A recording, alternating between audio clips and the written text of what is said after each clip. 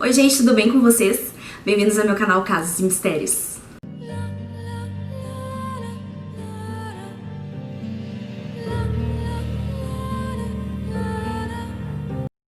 Quando eu decidi fazer o canal, surgiram muitas pessoas me dando ideias de vídeos. Então a minha melhor amiga ela acabou me marcando no Facebook em uma história sobre a vida passada de um menino. Essa história ela ficou muito conhecida nos Estados Unidos na época e foi a primeira história de vida passada que já foi documentada na história. Essa história é do James Leininger. James Leininger nasceu em 10 de abril de 1998 em São Francisco, Estados Unidos. Ele era filho de Bruce e de Andrea. O James, desde pequenininho, ele sempre gostou muito de brincar com brinquedos, mas o gosto dele era direcionado totalmente para brinquedos que fossem aviões. Até aí tudo bem, né? A criança gosta mais de brincar com aviões, tudo certo. Mas a partir dos 2 anos de idade começou a mudar as coisas. O James começou a ter pesadelos todas as noites, brincando que ele era piloto. E entre esses pesadelos, eram pesadelos onde ele acordava gritando e se debatendo muito. Para quem viu os meus outros 2 vídeos sobre vidas passadas, onde eu conto sempre a história de 2 crianças, vai notar essa familiaridade. Porque sempre que se trata de uma vida passada, sempre tem essa parte dos pesadelos. Esses pesadelos não eram simples pesadelos. Eram pesadelos e sempre os mesmos pesadelos. A mãe dele conta que numa noite que ele estava tendo esses pesadelos, onde ela foi lá acudir o filho, ele gritava, debatendo a mão pra cima assim, e a mãe dele comenta que ele sempre falava a mesma coisa. Ele falava que o avião estava em chamas e que o homenzinho pequeno não conseguia sair. Até que um dia a mãe dele decide perguntar quem está preso. E o James responde, eu. Teve uma noite que o James sonhou isso e o pai dele perguntou pra ele, quem atirou em você?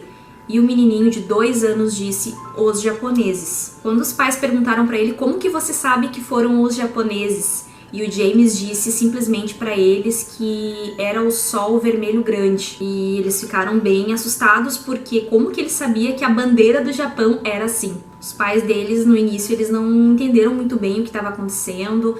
Eles afirmaram que o James não olhava documentários sobre guerra, ele não olhava filmes desse tipo, somente programas infantis. Então, da onde que ele estava tirando todas aquelas coisas, todas aquelas fantasias? Então, os pais começaram a indagar mais. Toda vez que ele tinha pesadelos, os pais perguntavam, ao invés de acalmar, eles acalmavam, mas tentavam tirar mais informações do filho. Eles perguntaram para ele quem mais estava no avião com ele. Então, James, na maior tranquilidade, naturalidade, responde para eles que ele tinha um amigo também que era piloto e o nome dele era Jack Larson. Teve um outro episódio que a mãe do James comprou para ele um aviãozinho e nesse aviãozinho tinha uma estrutura embaixo. E a mãe dele brincando com ele com esse avião, ela comenta que ela disse pro filho, olha aqui filho, a bomba embaixo do avião. E o filho olha para ela bem sério e corrige a mãe, dizendo que não era uma bomba e sim era um reservatório de combustível. Nesse caso, não foi nem a mãe e nem o pai que detectaram que poderiam ser lembranças de vidas passadas. Na verdade, foi a avó do James que notou que poderia ser isso e comentou com os pais. O pai do James sempre foi muito cético em relação a isso, mas a mãe dele foi mais aberta em entender essa situação. Então a mãe dele começa a dar mais uma orientada no filho, tentar entender, tentar tirar mais informações, mas o pai, mesmo cético, ele começou a tirar informações do filho e fazer pesquisa sobre o assunto. Uma das informações cruciais que o James deu após os pesadelos para o pai foi que o homem nos seus pesadelos também era chamado de James e que voou em um avião chamado de Corsair. E que o avião decolou e voou de um barco e que o nome desse barco era Natoma. Então o pai do James ele faz uma pesquisa para tentar, com esses dados, tentar ver da onde que saiu esses nomes, da onde que o filho tirou isso. Então o pai tem a grande surpresa. Então o pai dele acaba fazendo uma pesquisa e ele descobre que na Segunda Guerra Mundial tinha um porta-aviões realmente e que o nome desse porta-aviões se chamava Natoma Ben. Depois de mais algumas pesquisas, o pai do James acaba descobrindo que esse Jack Larson, amigo do piloto, também existia e que ainda estava vivo. Ele também participou da Segunda Guerra Mundial, só que esse senhor estava vivo e morava no Arkansas. E que realmente o Natoma Bay existia e ele era um porta-aviões que ficava no Pacífico na Segunda Guerra Mundial. O pai do James ele ficou muito obcecado, mais até que o filho, Ele pesquisava na internet, consultava registros militares, entrevistava homens que serviram a bordo do Bahia Natoma. James havia dito para ele que seu avião tinha sido abatido em Hiroshima, que ele foi atingido em cheio no motor direito. O pai do James descobriu então que o único piloto que morreu na Segunda Guerra, que partiu do Natoma Bay e que foi morto e derrubado pelos japoneses nesse local, foi um rapaz chamado James Houston Jr. O pai do James, então, com muitas pesquisas, acabou descobrindo que o único piloto que morreu partindo do Natoma Bay para esse local foi um rapaz chamado James Houston Jr.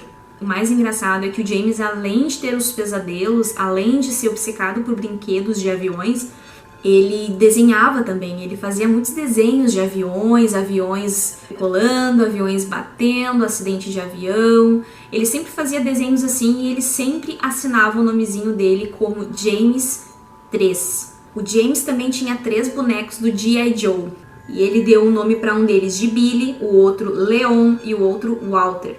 Teve um dia que eles perguntaram para ele de onde que tu tirou esses 3 nomes. Simplesmente disse que esses 3 homens estavam no céu esperando por ele. O pai do James vai de imediato fazer a pesquisa e ele acaba descobrindo que o Billy, o Leon e o Walter foram os nomes de 3 aviadores da marinha do Natoma Bay e que eles morreram antes do James Houston. O nome completo deles era Billy Piller, Leon Connor e Walter Devlin.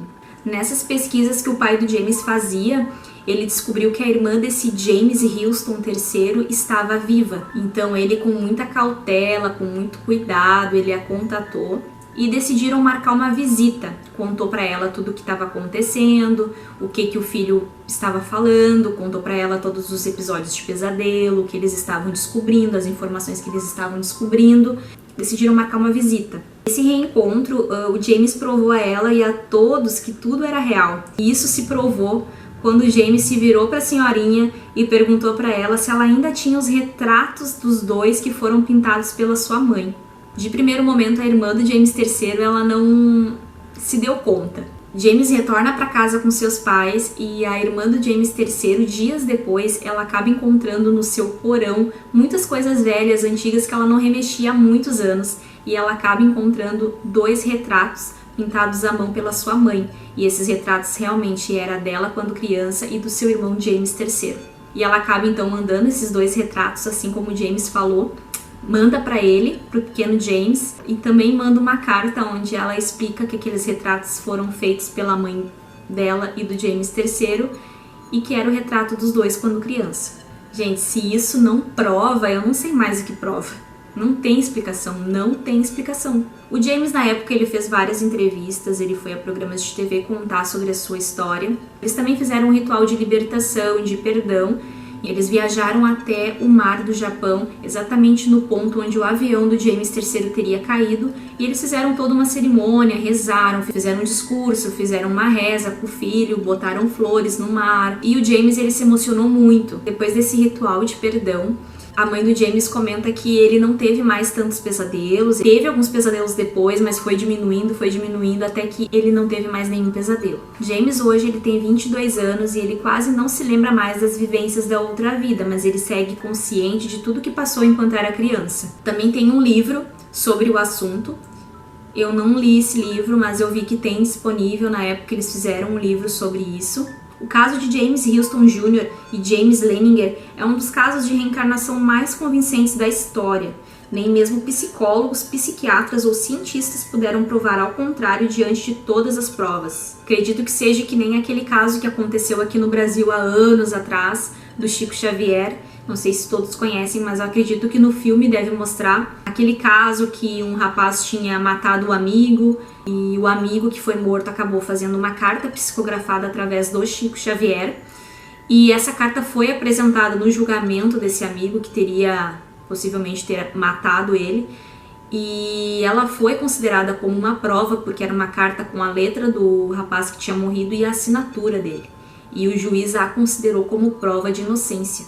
Então é um dos casos que, claro que quem acredita vai acreditar em todos, mas esse caso foi um caso muito conhecido nos Estados Unidos e que foi documentado e comprovado que realmente alguma coisa existia ali, que não era mentira, não tinha como aquilo ser uma mentira.